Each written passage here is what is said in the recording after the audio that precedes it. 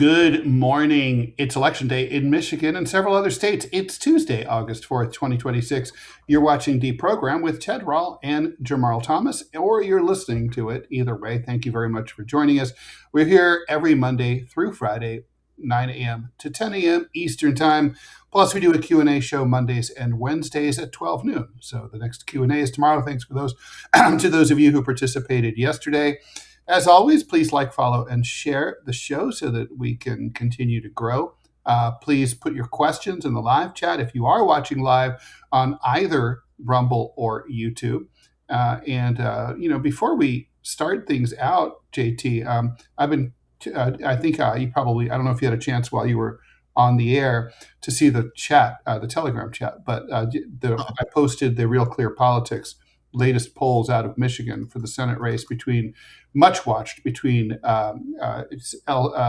Abdul El Sayed and Haley Stevens. Current average currently has Sayed up by 10.2% on the average since July 8th. The latest poll, July 28th to 29th, Mitchell Research up 14, Emerson up 15, Tavern, whatever that is, they do that at bars, I guess, up 10 points. Tulchin Research up 16 points. The last time that Stevens was in the black here was the Detroit News poll taken July 8th to July 11th. And at the same time as all this happened, national media is already kind of doing the what happened here in Michigan kind of dance that, they're kind of admitting it already. And the DNC admitted that they kind of hid that missing chapter. It was like their 18.5-minute gap for those of you old enough to remember Watergate. They omitted a chapter from their 2024 autopsy of their defeat to Donald Trump. And it turns out that what's in there, and I thought this was super interesting, guys, was because I'm fascinated by generational politics. I wrote this book on Generation X called Revenge of the Latchkey Kids back in the 90s. And Gen X is like a big thing for me. But anyway, I was really interested in like one of the main takeaway from the missing chapter was that the Democratic Party's leadership has a generational disconnect because of their generational wealth, as opposed to the younger voters that they need to get to attract into the party. That's all code for basically boomers be loaded and everyone else be poor, and especially millennials, and really not so much millennials because they're going to inherit from the boomers, but especially Gen Z. Gen X, as usual, is not talked about, but Gen X is the first post-war downwardly mobile generation. So we feel you guys in the younger generation. We get it. And, if we were in charge of the DNC, none of this shit would have happened. But anyway, I just thought that was super interesting, right? It's like, it's a class analysis out of the DNC. Barely a class analysis, though. Sort of. Because meaning there are implications to it that they seem to be yada-yadaing away, as opposed to, well, that's just a class divide. Well, that's just a divide because boomers, as you point, boomers be loaded, and they see the world through a particular lens. Like when the Trump administration, the people in Congress are like, yeah, everything is going great. For them, there's that is a very specific audience that they're talking to. Other rich people, the world is great. Hell, other people who are, let's say, in the upper middle class, the world may be absolutely great. But your problem is that many people who are growing up today don't see that pathway. Like, this is not the 60s. This is not the 50s. This is not America where we're at the dominant stage of our economic growth, where, homes have cars and they're going on vacations. And this is not that. This is not the classics. This is something else. And, people like Saeed or people like who call themselves socialists or whatever, they're speaking to that in a way that the upper echelon finds threatening because it sets to, meaning they got rich off of a model, the current model. They don't want that to change. And a younger generation that is saying, this doesn't work for us. And we're not supporting you because we don't necessarily see how you are supporting us. This is kind of what I make the argument, like voting for the Democrats is still voting in the wrong direction. Like, you may consider the Republicans bad, but it doesn't mean that the Democrats are going to get you to where you want to go. And the younger generation is seeing that. And so Yeah, I mean, they can say it in those terms, but what they're annoying or what they're ignoring, in the way that they're making that point is we got rich off of the system in the current system. We function and do things based upon that because that is our not just ideological view, but that is the way we view the world. The younger generation is not growing up in that context. They're growing up poor and vulnerable, and they are vote according And to the way hopeless. they view the world. Yeah. So I, no, it's good. I think that there's another part of this because you're right. People are growing up poor. I mean, we talked about that yesterday. No. But here's the thing, though. Because of social media and cell phones and stuff like that, people are able to see that there is not a dime available for you for healthcare, for education, for just improving your quality of life, even 2%. Like every year, you're supposed to pay 2% more for whatever it is that you need, while your wages either shrink or stay flat if you're lucky. Yes. Meanwhile, we are what? We're at war with 11 different countries. We are Oh, and supporting officially 40 Israel. trillion in debt. Yeah, there you go. Officially. Yeah. And so, listen, me as a right winger, a right wing Christian, I would have voted for the Muslim guy if I'd lived in Michigan. And the only issue would be the giant welfare state of Israel sucking off the tit of every American That's taxpayer. what Saeed's been pounding away at. No, In his meanwhile, country, he's not even talking that much about, the horror of the genocide. He does talk about it, but his main point is why are we spending billions of dollars to finance that? At the same time, this horror. At the same time that Michiganders and other people are suffering. Americans. yeah, yeah, no, meanwhile, no, yesterday after the show, I'm not going to show the front because I want to dox myself. Kizzy, she had major surgery back in February. I got a $5,000 bill That's all. that we've got to I pay was for. going to say that's you got a discount. I'm I mean, surprised I'm surprised it's that cheap. Oh, I fought it like hell. But I mean, But it's still a lot of money. yeah, it is. It definitely is. And so it's just like I mean, You- that's you get- crippling. you get nothing. In a country with a $7 minimum wage, right? I mean, Yeah. so That's some shit. before taxes. My uncle got sick in Canada. They did this surgery, sent him home, and he never got a bill. Think about that. Like countries do that. Yeah. Like meaning if I was in Europe, look, I would tell you this. Everywhere that I traveled when I was for the last year, when I was going from place to place to place. And I would stay in one place for a couple of months, another place for a couple of months, et cetera, et cetera. I had to pay for treatments all the way through, meaning every place that I went to, I had to pay for dialysis in each location. Yeah. And if I was European, I wouldn't have to pay any of that. Like, meaning that stuff As would it have is, been you covered. probably didn't pay the inflated, American rate, right? You probably it's more Well, I paid their rate. Like, meaning if I was in Malaysia, I had to pay the Malaysian clinic. right. I think in Malaysia it was $80. By our In- standards, I that know. would be a bargain. Well, in the States, it's 400 on the low end Mhm. per treatment, and that's assuming that you even get it that way because usually they don't even give you a price. It's they don't price it in the way that they do in other countries. Like in other countries, I can go and say, okay, I want to pay for a treatment. And if I was in Africa, like in Kenya, I could go into a hospital and say, hey, I would like to pay for a treatment, and they would set me up for it. Vietnam, I think it was $60. It depends on where you go, the amount that it costs. The Right. point that I'm making though is if I was a European, that cost would have been just absorbed. Right. I remember I was sitting. Look, I would tell you this. I was sitting in Cairo once, in a hospital, and the guy comes in, and he was like, "Hey, would you like a cigarette?" So him and I are smoking, and as we're smoking, he turns out to be German, and he says, "How much are you paying for this treatment?" And I say, "I'm paying $250 for it." And he says, "Oh God, I don't know why you guys do hospitals like that." He says, "You realize my government is covering my costs for this treatment, Oh, even overseas. even overseas." Yeah, I mean, in this country, even if you are fully insured, It doesn't matter what happens overseas. Yeah. yeah, like so my insurance, for example, is in a different county than I live in because, because there's basically in my county where I do live, I kept my old address, for the medical insurance because because there's literally no plans in my new county and there's no there's no doctors to see, right? So when I want to see a doctor for anything, I get on a train and I go 2.5 hours, and I'm lucky. That's a pretty good plan. That's not bad. And if you leave the state, forget it. Like, I mean, it's ridiculous. In the same country, if I happen to be like in New Jersey and I collapse in the mall, sucks to be me. I'm basically uninsured, even though I'm a New Yorker. That's insane. It's insane. I mean, And again, and I want to young put that. people are pissed. I mean, old people have had this beaten into them because we've lived with this shit our entire lives, and we don't know that anything ever can or will be done about it.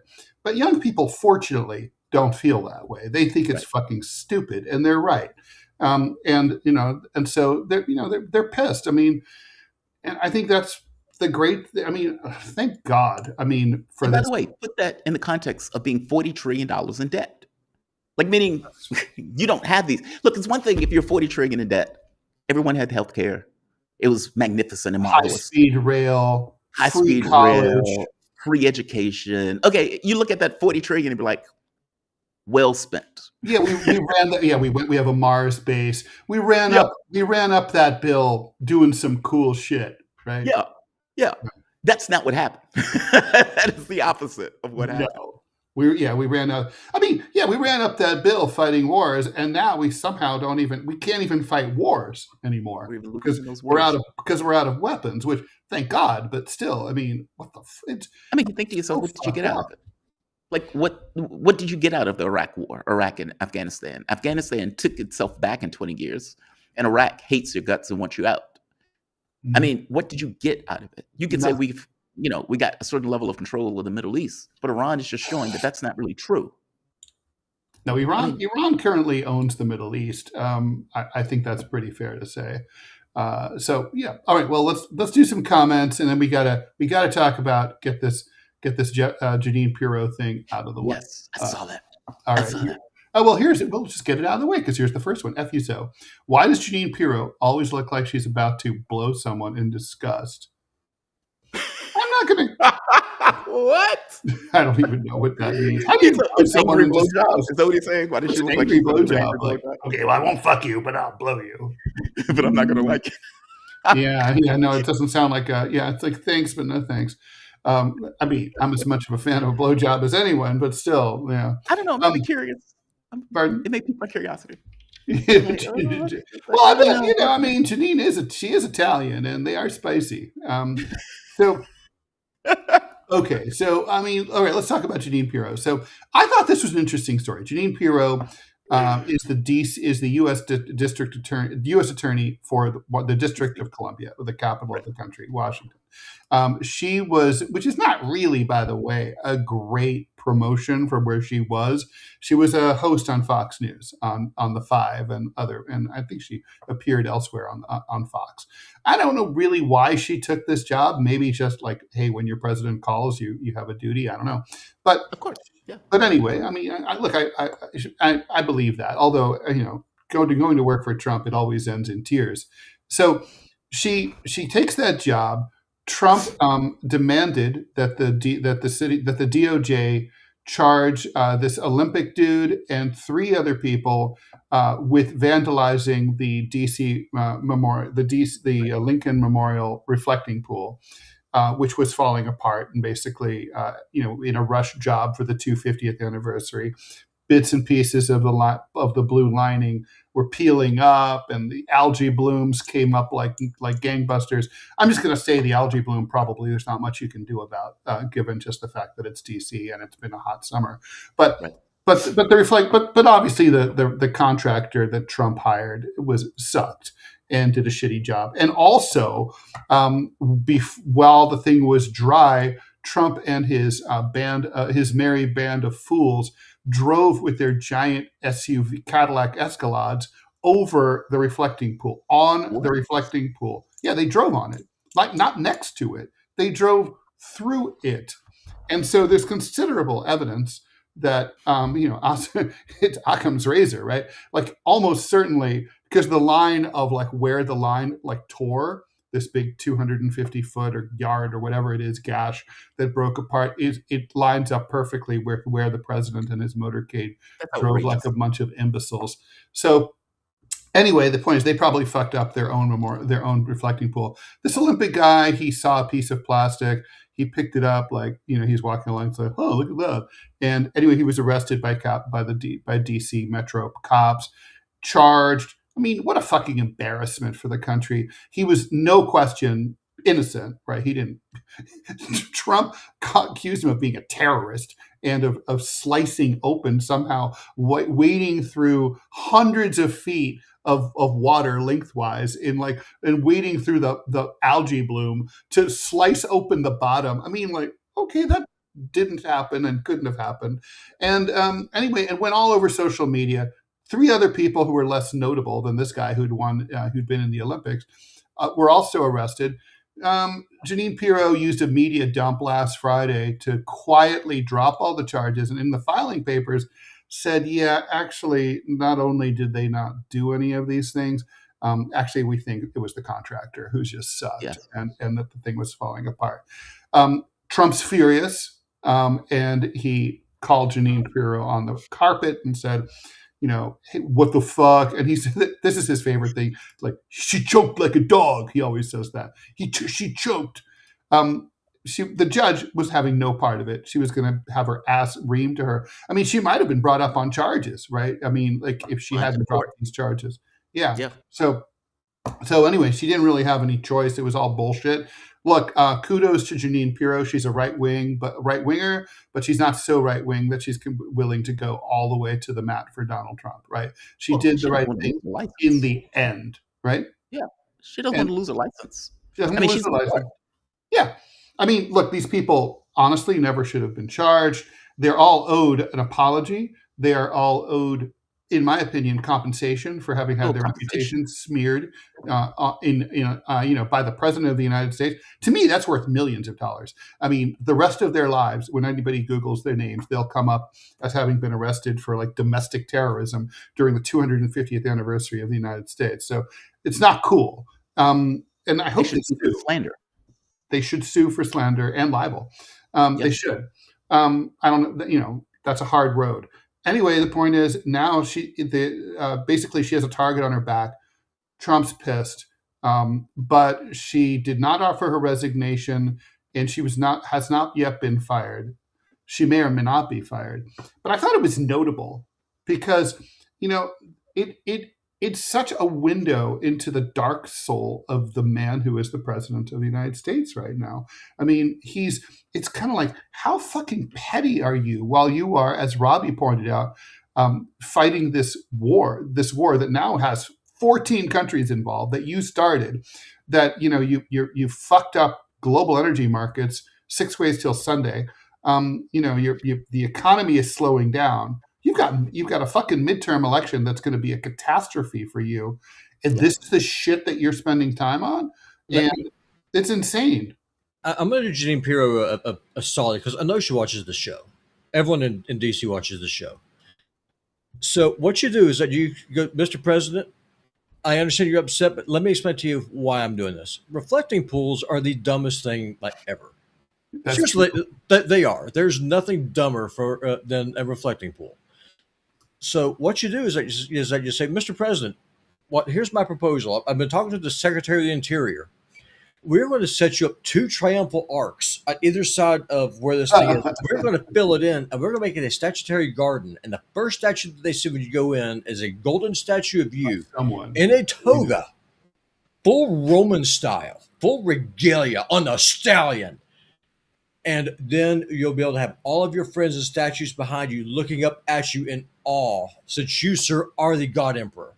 If she did that, she'd be fine. Just saying. Agreed. She'd be fine. She'd be fine. If she did that, Trump would be like, "That's a good idea." That's a good idea. It's like, I like your thinking, Jeanine. Good thinking, out of the box. Well, I'm sure y'all have seen that statue of Constantine, celebrating his victory at Milvian Bridge.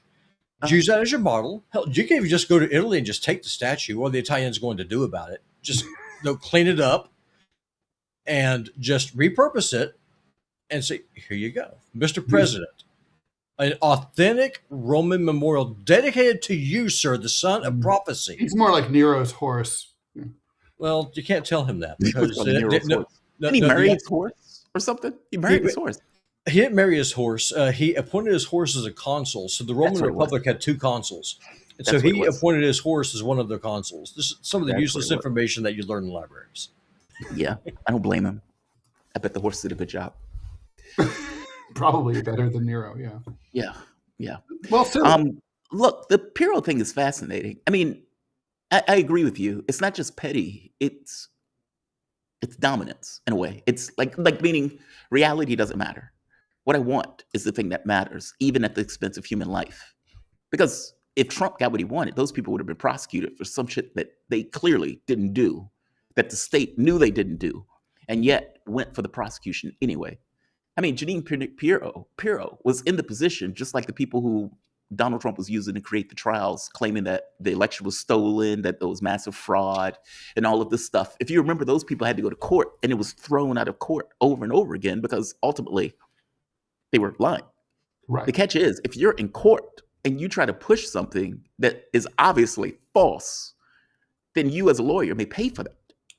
Meaning Pirro could have been disbarred if Pirro is trying to convict people of something that they obviously didn't do just because Donald Trump told her to do it. It would have, meaning the consequences could have been disastrous for her if she would have pushed it. Malicious prosecution, right? I mean, malicious prosecution.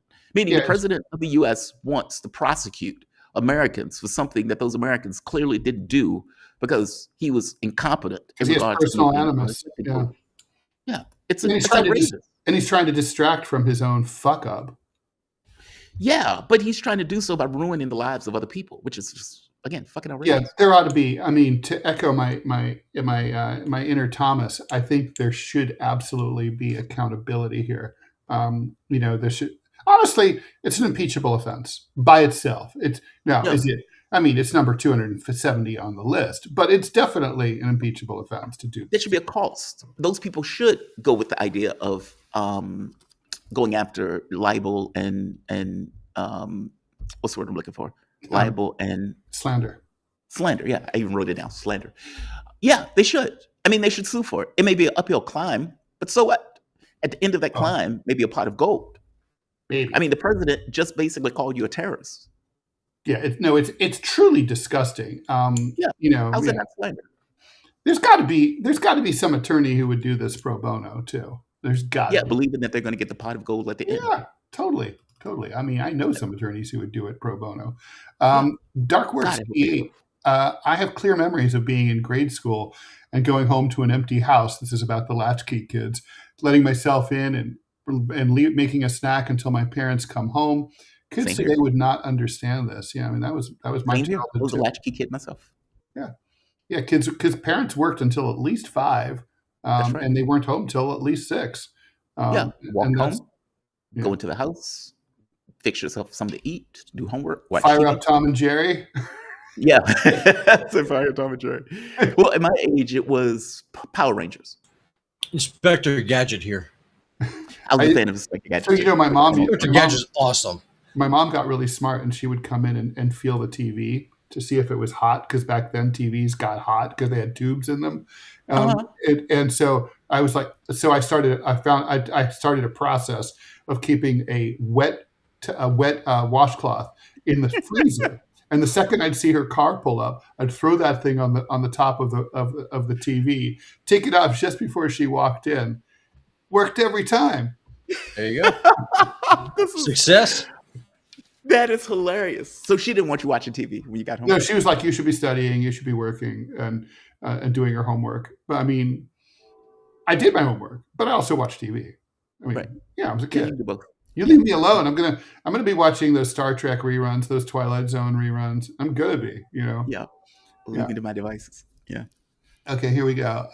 Michael, I've been boycotting all things involving the former co-host. Even had to turn off Judge Napolitano last Friday. Yeah, Napolitano he's great, actually.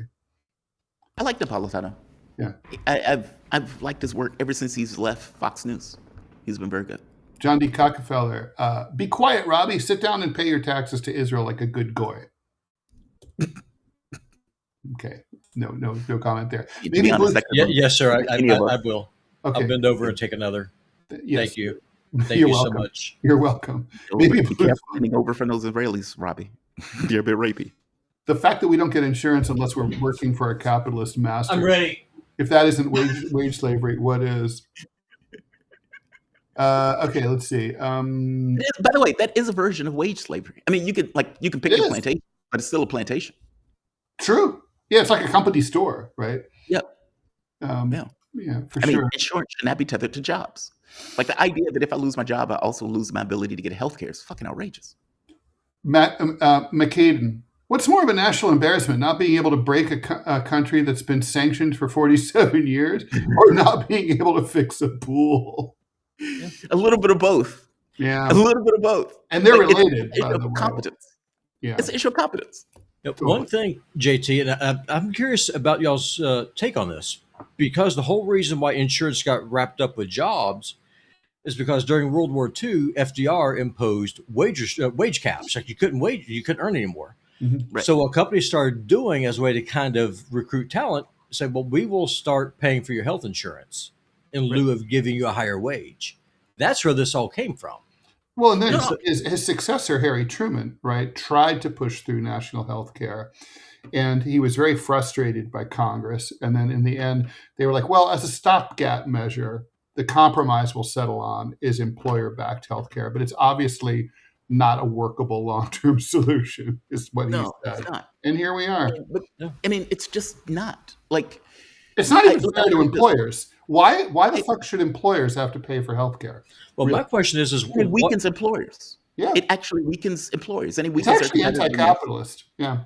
Yeah, it weakens their capability of confronting other companies. Like, imagine if you're Ford, or if you're one of these other companies in the United States, and you have to cover healthcare for how many people?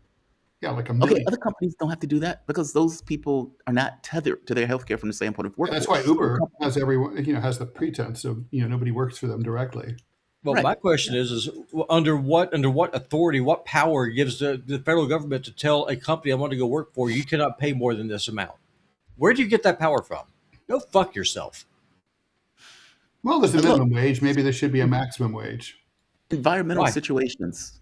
Look, environmental situations sets the context for the way a government responds. Period. And meaning it doesn't have to be legal for a government to do something if it's necessary for the government to do something. There's not going to be consequences if it's deemed legal. I mean, meaning it's not going to be a consequence if it's deemed necessary. Legality be damned. That's always going to be the case. Because look, it's not about laws. Laws are just your guardrails. Those are the things that are trying to help a society function and keep it within a context. But environmental circumstances are always going to matter more than whatever your laws dictate. Speaking of environmental circumstances, I mean, from Team Luigi, everybody hates the healthcare industry. Nobody is satisfied with Obamacare. I guess here's a question, right? Like this morning, you're hearing the corporatists say, well, the voters are going to have to choose between expressing their rage at the system or getting someone who can win in the general election, who's more electable. I'm like, that's a bullshit false choice, right? Yeah, that's bullshit false. But anyway, but the thing is, let's just say, they're proven wrong, which would not shock me. And then it's like, DSAers or left-leaning DSA type people like Saeed sweep this coming fall and maybe in 2028. Will there be, do you think, a renewed push for a real single-payer healthcare system like a civilized country would have? It depends on how many people are in the Congress that are pushing for it. Like, meaning if they need a majority, they would need a majority, and they would need rando Democrats. Would there be enough pressure, right? I mean, like for Obamacare, there was enough pressure at the time to push that through, right. Because it was a presidential agenda. Like, meaning Obama came in saying, I'm going to do healthcare. It's my number one promise, right? Right. I mean, if you had something like that, maybe. I mean, it's far past too long. I got to be honest with you. The whole thing with Obamacare was, okay, we'll do this as a stepping stone. Truman said that in 1948. I mean, come on. Yeah. It's been 80 fucking years. Truman died when I was 9 years old in 1972. I mean, Jesus. And it damages our companies. I mean, it makes our companies less competitive because they have this extra burden that they have to take care of as opposed to the state. And what's wild about it, you don't hear them bitch and moan about it as much as you would think they would, considering as I used the example, Ford versus a Chinese company. The Chinese company doesn't have to pay for healthcare. No. Well, I mean, I think honestly, this is one of the things that ordinary people have and workers have in common with corporate CEOs. There are certain things that you just have to live with that you don't expect will ever change or improve. And like for businesses, they have things like endless paperwork, ridiculous forms they have to fill out, stupid regulations they have to deal with. And this is one of them, right? We have to pay for fucking healthcare for some unknown reason, but here we are. But it doesn't work. Look, I'll tell you the situation I was in. I was working in New York, in Poughkeepsie, New York, at Cupid. I don't think Cupid still exists. I lost the job. I got sick. What's Cupid? That was the name of the company. It was a software company that built a app kind of like Matchmaker, but it was the worst version of it. Yeah, it was fun. So it was a dating app. It was a dating app. Yeah. Okay. All right. It was an interesting job. It was a very interesting job. But I was a software engineer working at the company. And I got sick. I got very sick at the time. I forget what was going on, but I needed to go.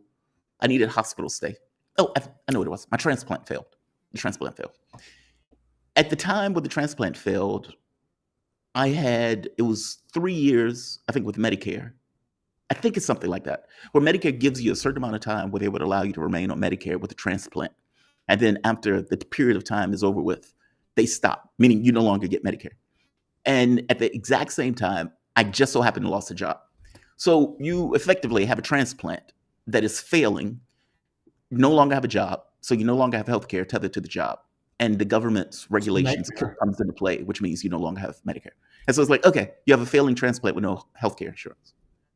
Like, that shouldn't happen, right? Like, that is an outrageous proposition. Yeah, or like, but don't worry, you can always get Cobra. Right, which is $500 a month when you have no job. If you're lucky. Yeah. I mean, this makes no sense as a plan. Or like, I mean, speaking of losing your job, right? I mean, I recently wrote about this, but in the United States, the most that you can get if you lose your job and you're unemployed is about $500 a change a week, and you can get it for up to 26 weeks. Right. Up to. So basically, back of the envelope, you're going to get about 30 grand at most, right? Probably less. I mean, really? I mean, most people are losing jobs that pay like 70, 100, 50. I mean, I mean, it's ridiculous. What are you supposed to do after 6 months? I mean, oh, well, don't worry. You will surely have found a job by then. But what if you don't? They just don't care. DC was that way too. When we lost the job at the network, and DC was like, well, we'll give up to $400, I think, a week. Mm-hmm. And it's like, so, okay, that's $1,600. Okay, we were making more like that. Well more than that, right? Like, it wasn't even, like, it's like a small percentage of what you were making. Yeah, I mean, it's kind of like people say, well, it's better than nothing. Sure. $1 is better than nothing, but it doesn't, it has to pay bills. But it's close like rent. It's more than what they're giving you for the month. By the way, like, again, I always look at France because I know more about it because I'm a dual citizen and my family's from there. But during the pandemic, one of the reasons that France was able to recover very quickly afterwards was because when they told everyone to stay home, they literally told all French citizens, like, even if you were an independent contractor, even if you were a part-time waiter, whatever you did, they were like, just stay home. And we will continue to send you your full salary. And people receive their full salaries from the government because the government knows how much you earn. What? And so everybody just stayed home and collected their checks. And the French didn't even consider that to be like, oh my God, that's so great. They're like, obviously, that's what a government does in a rich country. Right. That's the point. Duh. That's why we're not in fucking Vanuatu, right? So like it's like, yeah. And like, of course, we're like I guess some parts of the U.S. government are like, well, the French are profligate and they're wasting money on their people. Okay, perhaps, but the whole French economy was able to turn on a dime and turn back on just like that and be like, they got the call like, all right, guys, work starts Thursday. Okay, see you there. And that's it, so that as opposed to here where you still have stores and businesses going under, we're still dealing with the repercussions 5 years later. Yeah. I mean, those PPP loans effectively went to the richest people, Yeah. not the people who they were intended for. Yeah, that was all grift. Yeah, it was all grift. They didn't have to pay those loans back. And yet for regular people, of course, it's, Where the gopher tortoise roam. I'm a biblical free market guy. I have no idea what that means. Capitalism is a Marxist word. That's true. Capitalism is a Marxist insult. It's not like, and it's so funny that business people, I'm a capitalist. I mean, Marx would laugh. It's like, but I mean, it's not, I guess it's sort of like, lesbians being like, I'm a dyke. I mean, right. MC Calling, the historical structural problems of the reflecting pool are tied to the swamp it's built on, literally how hard it is to drain the swamp in DC. And right, like if memory serves, didn't George Washington buy that marshland and sell it to the federal government? I don't know. I think George Washington was grifter. It was donated by the state of Virginia. Oh, was it? Okay. But George Washington, by some standards, would be the richest person who's ever lived, richer than Bezos today. Really? He was a grifter. He surveyed what was then the western frontier, and then would send in, bought land, and then sent in troops later to clear out the Indians. Bye. Yeah. And then property values went up like that. Daniel BTS, Obama said he was going to do a public option, not Obamacare. That's true. That is true. He even mocked Hillary about forcing people to buy insurance. Yes, he did. I mean, because I think they were in the debate, and he was making the point of saying, how are you going to force people to do so-and-so? I'm not going to do that. People can choose their doctors. And of course, the moment that he gets in office, it's like you basically have Hillary's. Yeah, and by the way, let's not forget the origins, right? Obamacare was Hillary Care in 1993 when Bill Clinton had his wife, try to spearhead this move, but then it failed in Congress, especially after the 1994 Republican Revolution. And then before that, it was Romney Care, the Republican governor of Massachusetts. And before that, it was Heritage Foundation Care because they came up with it. So it's always been a right-wing thing. Yes, a free market, quote unquote, free market plan for healthcare. It was never a government option. It was never, it was never those things. Comment from Maybe Bluth Funk.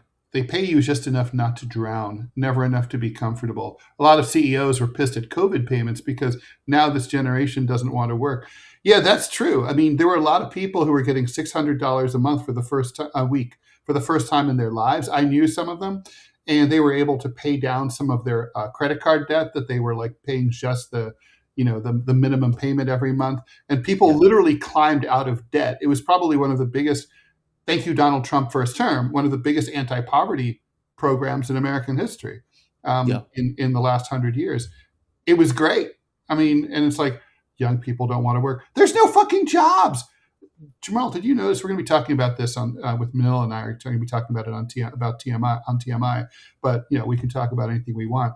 For the first time in American history, there are more women than men in the workforce. I saw something like that.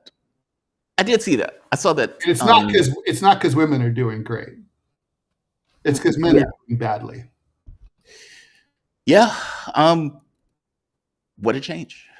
I mean, this is I guess the question would be why. Yeah. I guess that's the I have so my feminism professor, Barbara Tischler at Barnard, I didn't go to Barnard because I'm a girl. I'm not a girl, but I took classes at Barnard because I went to Columbia.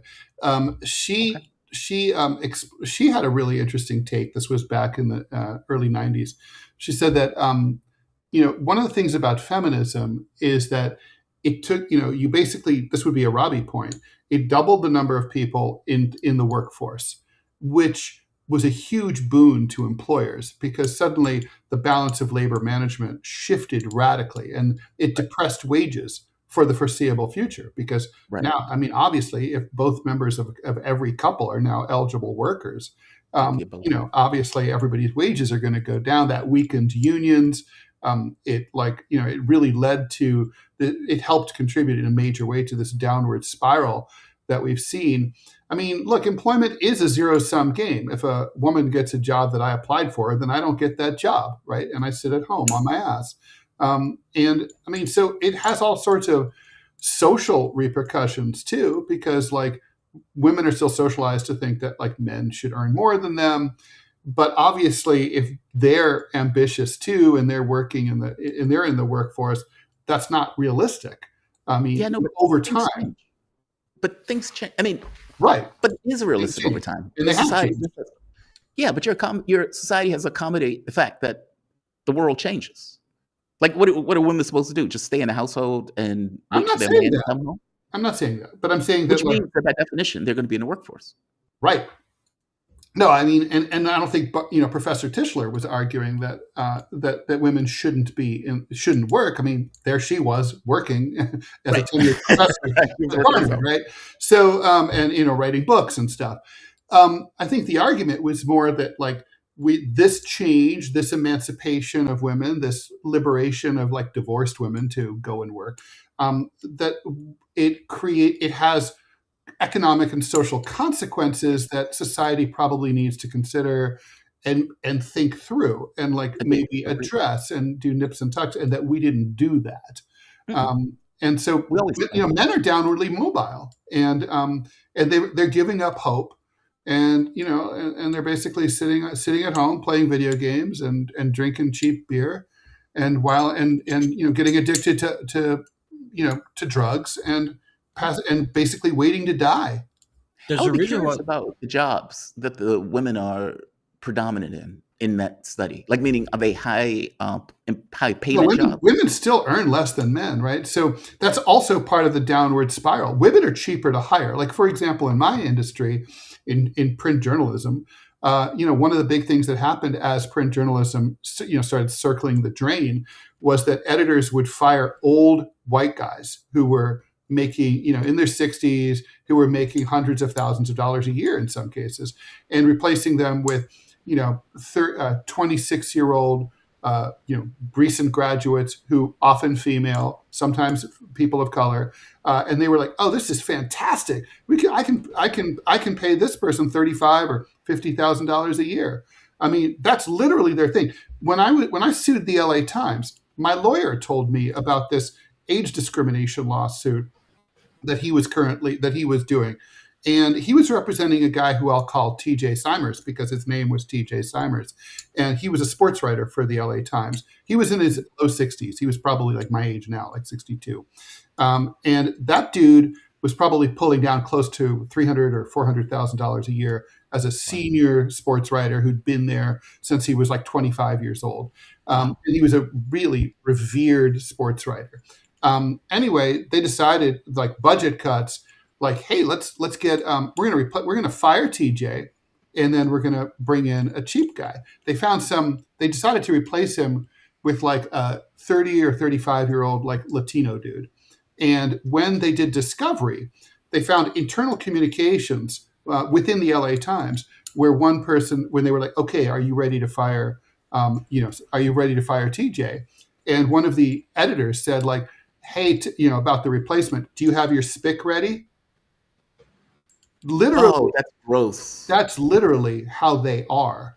That's grotesque. Literally, a lot of the quote unquote improvements that we see of like, making history, like first woman this, first black that, a lot of it is evil capitalists just basically like lining their pockets. They're not hiring these people for the same salaries as the people that they're kicking out. They're not woke. They're just fucking greedy, and they're operating under the cloak of woke. If they were woke, they'd be paying them the same, but they're not. I know, but all companies function on the basis of how to maximize their profits. Sure. Like, I mean, let's say that the person was 20 and white. They still would have paid him $30,000. Like, meaning they still would have cut costs by saying, we're going to get rid of the guy who we're paying $100,000 in order to bring in the person we could pay $30,000 to. It sucks because you would think that 60 or 70-year-old person who's been doing that job for all of that time, that there will be some relationship created, some level of trust between the two. But I don't think capitalists think that way. At least I don't think they do. I mean, I think that they look at it, how can we maximize our profit? Totally. And if we can do this without hiring a person, we will. The moment that you can get a AI to write a sports rundown, then they're going to hire the computer to do it. Sure, 100%. Yeah. They're going to totally do it. They're just going, hey, we're going to buy this product. This product is going to be the sports writer, and that's what we're going to use. Well, And it's like so like the model that I came up of age as a cartoonist, right, was a typical cartoonist had a job at a paper where he got like, say, $80,000 a year plus benefits. And then Okay. he syndicated his cartoons. We used to call that beer money. Like you'd sell, they would syndicate them out for $20 a week per paper all over the country. Then papers are like, well, why am I can get cartoons for like $9 each, right? Or $20 each. Why the fuck am I paying Ted Rall, $80,000 a year plus benefits? I'll fire him and buy his cartoon. Okay. And everyone did that. But of course, then nobody's paying the cartoonist anymore. And so the cartoonists have to decide, can I work for 20, just the beer money? And then the whole model falls apart because everybody's thinking, well, someone else will pay Ted Rall a full-time salary, and nobody does. And I mean, this is just one example of how they do things in the workforce, but it's the opposite of the Henry Ford thing, right? Like, I want people who, build Henry Ford, build Ford Motor Vehicles to be able to buy Ford Motor Vehicles. Exactly. He's thinking of himself as being part of the broader economy. They're not. They're just like, it's a doom loop. Yeah, it's a spiral downward. No, I agree with you. Yeah, France has laws in place that you can't just fire people randomly, right? No. There's no such thing as employment at will in France. Everyone has an employment contract, and if you're fired, you have to be fired for cause, and you have all sorts of redress to prove that you shouldn't be fired for cause. You're entitled to all sorts of hearings in front of various government entities.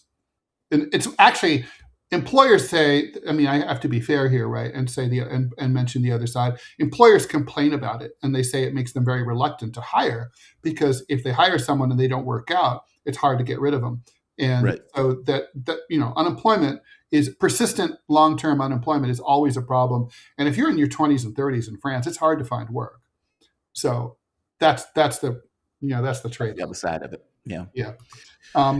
Maybe Blue Funk, interesting on that point. Economist Asim Asimoglu estimated that men's wages went down by 10% when women entered the workforce.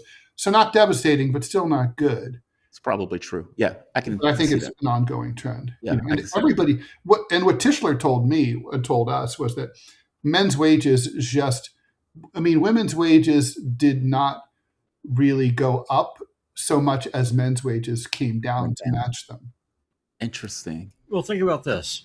Immigration has the same effect, by the way. Yeah, Sorry, of course it does. Totally. I mean, think about this. And this isn't me making this stuff up. Go look at the census data. In the 50s and the early 60s, off of a single income, you have a working guy working just as a mechanic, working at a dairy, whatever, able to get married, have a crap ton of kids, have 2 cars and a house off of one salary. Now you can't buy a house with 2 people working full time. And people just take auto workers sent their kids to like Yale. Yeah. Yeah. And so people need to take a big step back and see why. It's because wages have been decimated. Doubling the workforce was great for the corporations. It was not good for the American people. It was not good for the American family. It's not good for the birth rate. Western Europe is going through that right now. Japan is on a doom spiral. South Korea is basically in suicide. The Chinese are figuring this out right now. Their birth rate's going down. Too much. This is the Ron Paul thing about inflation too. Yeah. I mean, stuff used to be like 10 cents for, I don't know, groceries. Yeah. Well, it's because we destroyed our currency, and that destroys the purchasing power of everybody. Yes. And then to take it a step further, just because someone's able to dangle this big old carrot in front of you saying, you don't have to be dependent on this other person to provide you a home, you can go get your own money. The question has to come down at the end of the day, though, is my life objectively better with all of this freedom to be able to earn my own money that ultimately buys less than whenever I got married and was able to have kids. Is life better now than it was before? I don't think so. Well, it depends on who you're talking to. If I need to be dependent That's the on thing, though, right? as somebody with who is prone to issues of independence. Yeah. I mean, you talked about myself. I could be neurotic in regards to issues of independence. I don't want to be dependent on anybody. If I'm being bluntly honest with you, I would like a cabin in the woods where I can be left to my own devices to do what I need to do. Meaning, I don't want dependence. And I would imagine if I was a woman, I would feel the exact same way. Like my mom was absolutely like a case study. Like she immigrant from France, came in 1961 to marry my dad. And then they got divorced. She was divorced by the time I was 5 years old in 1968, right? Yeah. So I remember her growing up, right? She told me that when she went to her lawyer to talk about getting divorced, he had to do the dutiful thing. Like, you should just know, you're going to be poor. This is going to be, you're not going to be able, you won't be able to get a credit card. You won't be able to get a house loan. It'll be very hard to find a job. Are you up for this? Right? Like, this is a good lawyer, kind of warning you. Just so you know what you're in for. And she obviously pressed forward. The point is, because society was changing and she was able to, where this was an era when, Levi's didn't make women's jeans. My mom bought men's jeans when she wanted white hip huggers to look like Jackie O, right? This was like, she was able to go back to college, get her degree, get a job, and then within 3 years, went to her landlord and said, "I want to buy this house. I don't want to rent it." They said, okay. She became the first person in the neighborhood to own her own home. She was able to, she bought her own car. She was independent. I don't think that would have been possible in the 20s, 30s, 40s. In the same way. I mean, obviously, people got divorced back then, and some people made it, but it was much harder. She was living in a period where, women's liberation was real, and that emancipation is really important. We do have to talk about these climate change stories. But let me just say this, and I'll go away. As a whole, corporately, there's always going to be exceptions to the rule. Granted, I'm one of them. But can anyone objectively say that society as a whole is better now in 2026 than it was in 1960? I think it's possible to have added these women to the workplace. Yes. Well, for Infinitely, many, yes. You're asking a black guy, by the way. Yeah, you answered a black person. Hey, you think life was better in the 60s? No, I don't think life was better in the 60s. I think the United States was an apartheid state in the 60s. If you're white, fair enough, this is kind of like, South Africans. White South Africans say, yeah, life was much better when Africans were, in the heel.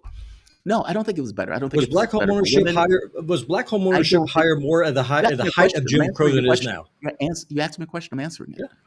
I don't think it was better for women. I don't think it was better for gays. I don't think it was better for blacks. No, I don't. As a flat fact, no. Was black home ownership higher in 1920 than it is now?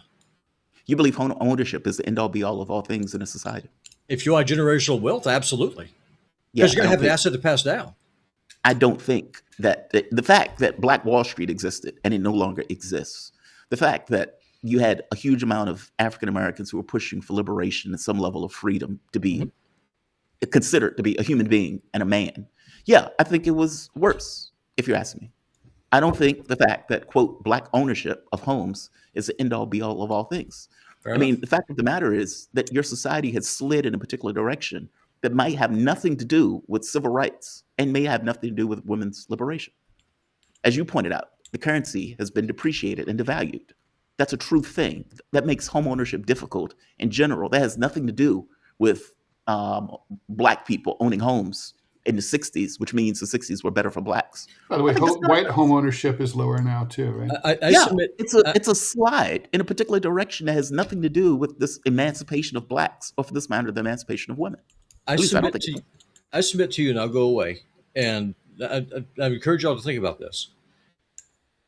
The welfare state did what slavery was not able to do. The welfare state did what Jim Crow was not able to do, which was to completely destroy the black family.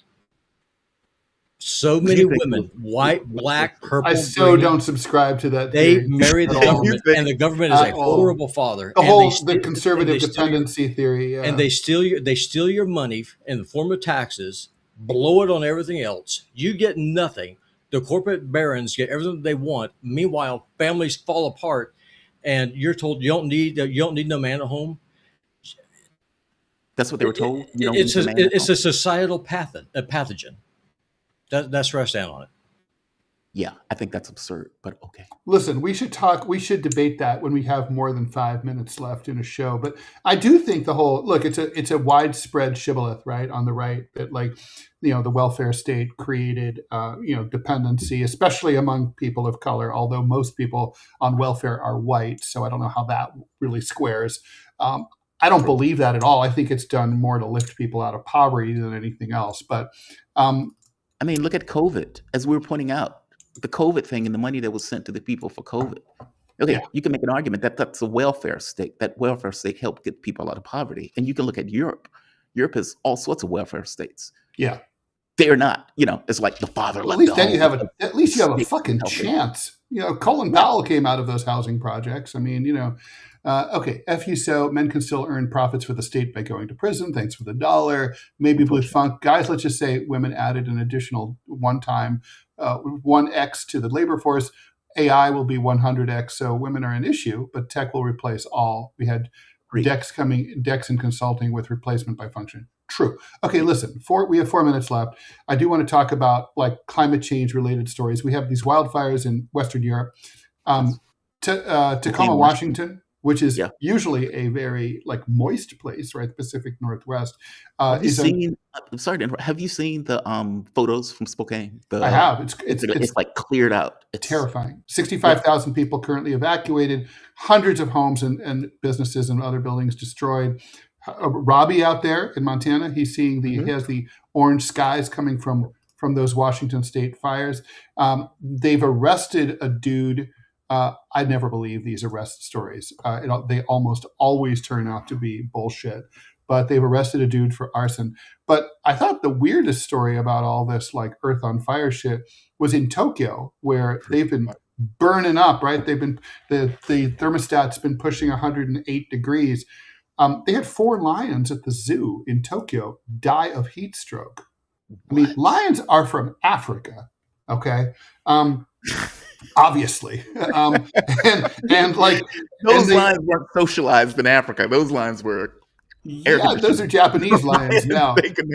They fucking died of heat stroke. They had to close down the exhibit. The others are in distress. There's 8 more. They said it's the humidity. The zookeepers literally said, well, it's the humidity. They have dry heat in Africa. They're not used to humidity too. Spray them with water. Put them in an AC. Why are they leaving them out there? This is like people leaving their dogs outside. Bring them inside. You're right. Bring them inside. Yeah. What are you doing? It's they're lions. They can handle it.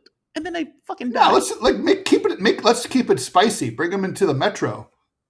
Oh, that'll be interesting. Japan has one of the best metros I've ever been in. Oh yeah, it's gorgeous. Yeah, they're fantastic. It makes sense. It's intuitive. All that stuff. Hell of a walk, but it's intuitive. No trash cans. Is there ever, JT, do you think we'll ever get to a point where we're going to take climate change seriously, or is it just going to be that's on fire. Oh look, that's on fire. Oh look, that died. I don't think we will. If I'm being honest with you, I don't.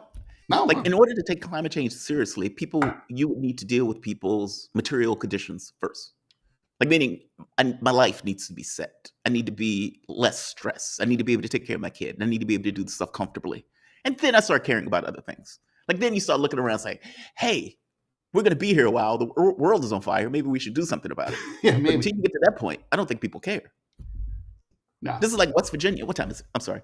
This is like West Virginia, where West Virginia initially voted Democrats, but then they started going after the coal industry. And obviously, you're going after people's jobs. And what did people say? We don't care about this other stuff. I need to keep my job. Yeah, that's right. It's the same way for everybody else. You deal with people's material conditions, then you can deal with climate change. But you can't deal with climate change first when people are poor. So Jamarl, you and I'll see you at 5 o'clock to do our taper. And as for everyone else, we will see you guys back 9 a.m. tomorrow morning. That's Eastern time. On Wednesday, we're here Monday through Friday. TMI show with me and Manila coming up right now. For the missed chats we did not get to, we will get to them tomorrow. There's a couple of them out there. Our apologies for that. I take the blame for all of that. No, Okay. no, it's my fault. I straight up went into the racial culture wars, being a white man, daring to lecture a black man about the ills of the welfare state. or don't tell a black guy that. everything was awesome in 1960. I'm not saying everything was awesome. I'm saying that society as a whole, if you care about generational wealth and being able to provide for your fucking kids, is better back then. That's the argument that I'm making. All right, we'll talk. I'm sure it'll come up again. Bye, guys. JT's like, bro, he's crazy. He's crazy. He's out of his mind. Love you, JT. Bye, guys. See you later.